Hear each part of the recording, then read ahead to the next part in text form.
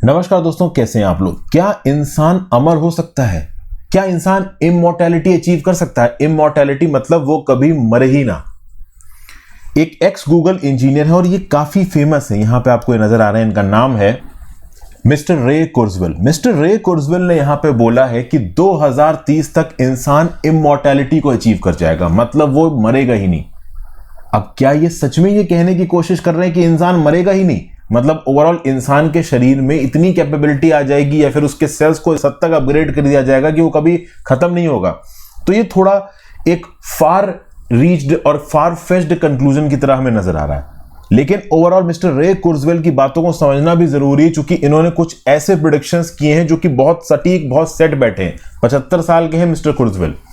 इन्होंने ये प्रिडिक्ट किया था कि लोग अपने घर बैठे अपने कंप्यूटर से अपने खुद के कपड़े डिजाइन कर सकते हैं प्रिसाइज मेजरमेंट के साथ 1999 तक, और ऐसा हुआ। फिर उन्होंने ये प्रेडिक्ट किया था कि दुनिया का सबसे बेस्ट चेस प्लेयर को एक सिंपल कंप्यूटर 2000 तक हरा देगा। फिर उसके बाद इन्होंने ये भी प्रिडिक्ट किया था कि पोर्टेबल कंप्यूटर्स अलग अलग साइज के, शेप के 2009 तक लोग अपने साथ लेके घूमा करेंगे। और ये सारे आप कह लो प्रिडिक्शंस तब किए थे कुर्ज़वेल ने जब ओवरऑल इन टेक्नोलॉजीज के बारे में प्लानिंग हो रही थी।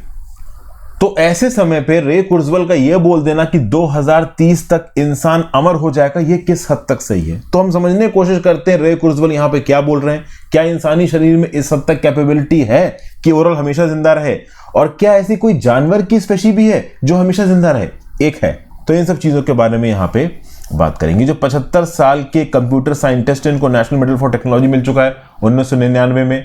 फिर national inventors hall of fame में भी इंक्लूड किए जा चुके हैं 2022 में। और ये जो क्लेम यहां पे इन्होंने किया है, ये अभी क्या हुआ कि एक टेक ब्लॉगर है एडाजियो, उनके यूट्यूब चैनल पे ये वीडियोस पड़ी थी, तो एकदम से वीडियोस यहाँ पे वायरल होने लगी, न्यूज वगैरह में आने लगी, तो इमॉर्टैलिटी का टॉपिक उठा और इसको यहाँ पे हम समझने की कोशिश करते हैं। एक्चुअली में मिस्टर रे कुर्ज़वेल ने 2005 में अपनी एक किताब लिखी थी द सिंगुलैरिटीज नियर, और इस पर्टिकुलर किताब में उन्होंने लिखा था कि टेक्नोलॉजी के दम पे, आने वाले साइंटिफिक एडवांसमेंट के दम पे 2030 तक ह्यूमंस के पास एवरलास्टिंग लाइफ को अचीव करने की टेक्नोलॉजी आ जाएगी। एवरलास्टिंग लाइफ मतलब हमेशा जिंदा रहे, बट एक्चुअली में हमेशा जिंदा रहने वाली बात नहीं कर रहे हैं हम। वो क्या कह रहे हैं इसको हम समझने की कोशिश करते हैं।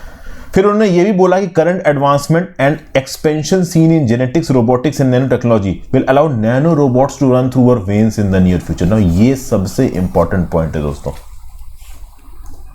और इन पॉइंट को समझने के लिए सबसे आपको पहले समझना पड़ेगा कि इमॉर्टल ह्यूमन बीइंग की डेफिनेशन क्या है। मतलब वो इंसान जो हमेशा जिंदा रहे, तो कितना लंबा जिंदा रहोगे? क्या यूनिवर्स जितना लंबा रह लोगे? Billions of crore of year से यूनिवर्स चला आ रहा है, तो क्या इतना लंबा एक इंसान जिंदा रह सकता है? ऑब्वियस सी बात है, नहीं। अभी के लिए ऑन एन एवरेज 70 से 75 साल एक इंसान का एवरेज लाइफ स्पैन होता है। बढ़ के 80 हो सकता है, 90 हो सकता है, 100 हो सकता है, लाखों साल तो नहीं हो सकता ना। कभी कभी तो वो मरेगा ही ना। तो ये बात सोच लेना कि इंसान हमेशा जिंदा रहेगा, बिल्कुल सही नहीं है। अब आप बोलोगे तो सर कोई ऐसा जानवर है क्या जो हमेशा के लिए जिंदा रहता है? तो यहां पे हाइड्रा की बात करते हैं। Hydra small jellyfish like invertebrates हैं। एजिंग को लेकर इनकी बड़ी जबरदस्त रिमार्केबल अप्रोच है। एक्चुअली में ये स्टेम सेल से बने हुए हैं, और ये जो पर्टिकुलर स्टेम सेल्स हैं, ये समय समय पे डिवाइड होकर नई सेल्स बनाती रहती हैं और पुराने सेल्स को डिस्कार्ड करती रहती है। तो हाइड्रा समय समय पर अपनी नई सेल्स बनाता रहता है, पुरानी सेल्स को डिस्कार्ड करता रहता है। इस हिसाब से हाइड्रा हमेशा जवान रहता है, यंग रहता है, ये कभी मरता नहीं है। क्या ह्यूमंस के अंदर ऐसा हो सकता है? तो देखिए दोस्तों, ह्यूमंस के अंदर ऐसा नहीं हो सकता है। स्टेम सेल की अगर आप बात करो तो ये अनडिफरेंशिएटेड सेल्स होती हैं, डिफरेंशिएट करके अलग अलग फंक्शंस में भी अपने आप को ये एसिमिलेट कर सकती हैं। और ह्यूमन बॉडी के अंदर 200 अलग अलग प्रकार की सेल टाइप्स है, और ये सब स्टेम सेल से बनी है। अब अगर यहाँ पे देखो, आप बोन देखो, सेल से बनी हुई है। फिर लीवर देखो, सेल से बना है। किडनी सेल से, स्पर्म सेल से, ब्रेन सेल से, ब्लड सेल्स, मतलब ऑलमोस्ट हमारी बॉडी का हर पार्ट, हर organ, liver, heart, pancreas, lung, सब कुछ किससे बना है? सेल से बना हुआ। और इन सेल्स ने अपने आप को ऑर्गन में कन्वर्ट करके एक स्पेसिफिक पैटर्न पकड़ लिया है फंक्शनिंग। तो इस कंटेक्स्ट में जो हाइड्रा काम करता है ना, कि नई सेल्स बनी और पुरानी सेल्स को डिस्कार्ड कर दिया, वो ह्यूमन बॉडी में नहीं हो सकता। क्योंकि ह्यूमन बॉडी में कुछ सेल्स अपने आप को ऑर्गन में इवॉल्व करके स्पेसिफिक फंक्शंस कर रही हैं। जैसे कि फॉर एग्जांपल हमारे ब्रेन के अंदर न्यूरॉन्स ट्रांसमिट होते हैं। इन न्यूरॉन्स को ट्रांसमिट करने का काम भी सेल्स का है। अब कल की डेट में हमारे ब्रेन की जो सेल्स हैं वो पुरानी गायब हो जाएं और नई बन जाएं, तो जो इंफॉर्मेशन थी, जो नॉलेज थी, जो कुछ भी हमने देखा, पढ़ा, सुना पिछले कुछ सालों में, वो सब उन्हीं न्यूरॉन वाले सेल्स में सेव है। तो वो पुरानी सेल चली जाएंगी तो हमें कुछ याद ही नहीं रहेगा। तो बेसिकली हमारी बॉडी की सेल्स अपने आप को अलग अलग ऑर्गन में ढाल के एक स्पेसिफिक फंक्शन पकड़ चुकी हैं। और अब अगर आप इन पुरानी सेल्स को डिस्कार्ड करके नई सेल्स बना के वही फंक्शन उसी फॉर्म में करना चाहो, तो ये देखिए इंसानी जान के अंदर पॉसिबल नहीं है। क्योंकि हाइड्रा की अगर आप बात करो तो हाइड्रा के अंदर की जो स्टेम सेल्स होती है ना, वो बढ़ती हैं, ओल्ड होती हैं, डिवाइड करती हैं, नई सेल बनाती है, पुरानी सेल डिस्कार्ड हो जाती हैं। बहुत सिंपल प्रोसेस है।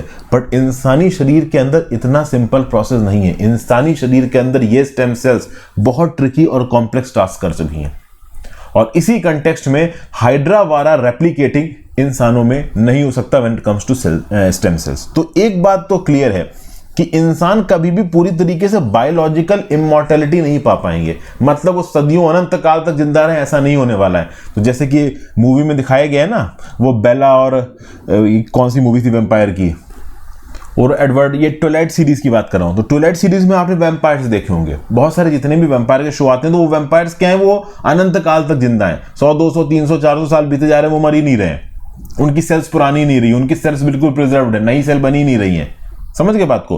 तो ऐसा इंसानों में नहीं हो सकता। इंसानों के अंदर ओवरऑल जो सेल्स हैं वो सेल्स बूढ़ी होंगी, बूढ़ी होने के साथ साथ हम भी बूढ़े होते जाएंगे। ये पॉसिबल नहीं है कि हम पुरानी सेल छोड़ के नई सेल पकड़ लें। लेकिन रे कर्टजिल साहब ने जो भी यहां पे बोला है उससे हम कुछ और चीजें कर सकते हैं दोस्तों। हम अपनी एजिंग को थोड़ा रोक सकते हैं।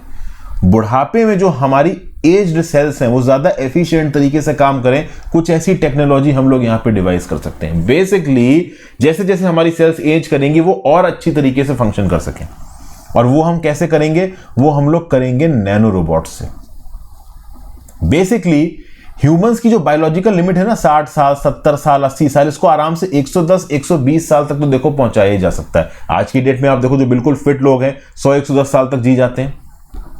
तो यहां पे नैनो मटेरियल्स की मदद से, जो कि नैनो स्केल पे काम करते हैं, ये नैनो स्केल पे काम करने वाली मशीन इंसान के खून से ट्रेवल कर सकती हैं और उस इलाके में जाके जहां पे इंसान की सेल्स डैमेज है उनको रिपेयर कर सकती हैं। जिसको कैंसर है उसकी कैंसरस सेल्स को रिपेयर कर सकती हैं, कैंसरस सेल्स को बॉडी से हटा सकती हैं, उसको क्योर कर सकती हैं। तो बेसिकली बीमारियों को सॉल्व करके इंसान की जिंदगियां बचा सकती है पर्टिकुलर टेक्नोलॉजी। और एक इंसान मान लो बूढ़ा हो गया है तो उस पर्टिकुलर इंसान के ब्लड के अंदर ये नैनो रोबोट्स सेल्स जो कि एज हो रही हैं उनको थोड़ा प्रोलॉन्ग कर सकते हैं, उनको थोड़ा क्योर कर सकते हैं, साइट ऑफ प्रॉब्लम पे जाके उसको मैन्युफैक्चर कर सकते हैं। और इससे हम ओवरऑल इंसान की एजिंग को कम पेनफुल कर सकते हैं, ज्यादा एफिशिएंट कर सकते हैं। जानवरों के सामने जो चैलेंज है, जैसे कि दोस्तों हाइड्रा है, अब हाइड्रा को कभी कभी मछली खा जाती है, आसपास का कोई जानवर है वो खा जाएगा, या फिर जिस पॉन्ड में, जिस तालाब में हाइड्रा उग रहा है वहां पे अगर तालाब अगर फ्रीज कर गया तो हाइड्रा मर जाएगा। तो बेसिकली ये एनवायरमेंटल फैक्टर्स भी मैटर करते हैं। अब आज की डेट में ह्यूमंस के लिए कोई प्रेडेटर नहीं है। पहले डायनासोर घुमा करते थे, उस समय पे ह्यूमंस नहीं थे। आज की डेट पे अगर डायनासोर घुमा करते होते तो हमारे लिए वो प्रेडेटर होता है। जैसे जंगल में होता है ना कि यार डियर डर के रहता है कहीं शेर आके खा ना जाए, सोचो ऊपर डायनासोर घूम रहे होते तो हम डर के रहते कि यार कोई डायनासोर ना उठा ले जाए, हम किसी डायनासोर का खाना ना बन जाए। लेकिन आज की डेट में हमारे ऊपर कोई प्रेडेटर नहीं है, तो ये ह्यूमन लाइफ के लिए अच्छी बात है। लेकिन और प्रॉब्लम्स जैसे एक्सट्रीम एनवायरमेंटल इवेंट्स है, क्लाइमेट चेंज की वजह से हमारी बॉडी पे इंपैक्ट आ रहा है। तो आगे आने वाले समय में जैसे जैसे क्लाइमेट चेंज होगा, ग्लोबल वार्मिंग होगी, ओवरऑल एनवायरमेंट हार्श होगा। इस एनवायरमेंट हार्श में सर्वाइव करने के लिए हमारी ह्यूमन बॉडी स्ट्रांग होनी चाहिए और टेक्नोलॉजी हमें वो सॉल्यूशन दे सकती है। और इसी टेक्नोलॉजी को यहां पे पॉइंट आउट कर रहे हैं रे कर्टजिल साहब। कर्टजिल साहब यही बोल रहे हैं कि भाई 2030 तक जो टेक्नोलॉजी आएगी इमॉर्टैलिटी की, वो इमॉर्टैलिटी बेसिकली वो इमॉर्टैलिटी है कि average span of human life को हम बढ़ा सकें। वो हम कितना बढ़ा सकेंगे आगे आने समय पता चलेगा। नैनो रोबोट्स हमारे खून और हमारी वेन से बह के साइट ऑफ प्रॉब्लम पे जाके चीजों को रिजॉल्व कर सकते हैं, सॉल्व कर सकते हैं, कैंसर रिलेटेड प्रॉब्लम्स के डिफेक्ट को हटा सकते हैं। और ये सब हम लोग बहुत एफिशिएंटली कर सकते हैं आर्टिफिशियल इंटेलिजेंस, एडवांस टेक्नोलॉजी और नैनो रोबोट्स के दम पे। लॉन्ग लिव टेक्नोलॉजी की बात की जाए तो इसमें दो चीजें होती हैं। एक तो होती है सिंगुलैरिटी। सिंगुलैरिटी मतलब आप आर्टिफिशियल इंटेलिजेंस के सिस्टम बनाइए जो स्मार्ट इनफ है, वो इतने स्मार्ट इनफ है कि वो अपने आप को इवॉल्व कर सकें और इवॉल्व होकर वो कुछ ऐसे बन जाएं कि आपके पास ऐसी कोई मशीन ही ना हो। दूसरा वर्चुअल इमॉर्टैलिटी। वर्चुअल इमॉर्टैलिटी में क्या होगा कि हम इंसानों का ब्रेन और बॉडी के सारे फंक्शंस को, सारी थॉट प्रोसेस को उठा के आप एक कंप्यूटर में डाल दो, तो मैं हूं, आप हो, मेरे आपका दिमाग या किसी का भी दिमाग को पूरा स्कैन करके कंप्यूटर में सेव कर दिया और उस कंप्यूटर को एक नैनो रोबोट में बदल दिया या रोबोट में बदल दिया। अब वो रोबोट काम कर रहा है, उसके अंदर हमारा दिमाग है, हमारी सोच है। अब हम मर सकते हैं, हम ये दुनिया छोड़ के जा सकते हैं, बट वो रोबोट यहां जिंदा रहेगा, ठीक है, क्योंकि वो एक मशीन है।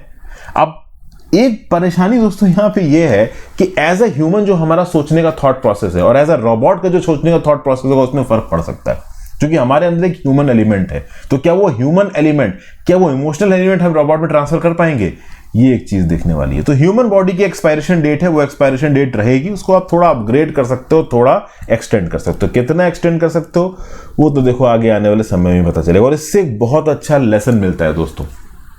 बहुत सारे लोग बोलते हैं कि कुछ ऐसी टेक्नोलॉजिकल कैपेबिलिटी आ जाए कि हम लंबा जिए। यहां पे ब्रूस ली साहब का एक बड़ा ही जबरदस्त कोट है, the key to immortality is first living a life worth remembering. ऐसी जिंदगी जियो, अपनी जिंदगी में कुछ ऐसा करके जाओ कि आपके मरने के बाद भी लोग आपको याद रखें। और जब आप इस थॉट प्रोसेस से चलोगे तो आप जरूर अपनी लाइफ को वर्थ बना लोगे। ये तो थोड़ा खैर इंस्पायरिंग वाली टाइप की बात हो गई, but at the same point of time immortality के जो टॉपिक के बारे में उन्होंने बात की थी रे कर्जल ने, उसको भी हमने यहाँ पे डिटेल में डिस्कस किया। So thank you for watching friends. Hydra का इंसान के साथ जो कंपैरिजन है आपको कैसा लगा नीचे कमेंट बॉक्स में जरूर बताइएगा। अपने व्यू पॉइंट नीचे कमेंट बॉक्स में देके जाइएगा। इंस्टाग्राम पे फॉलो कर लीजिएगा, टेलीग्राम ग्रुप ज्वाइन कर लीजिएगा। ज्यादा से ज्यादा लोग से लेक्चर को शेयर करें। Have a great day friends, goodbye, ध्यान रखिए।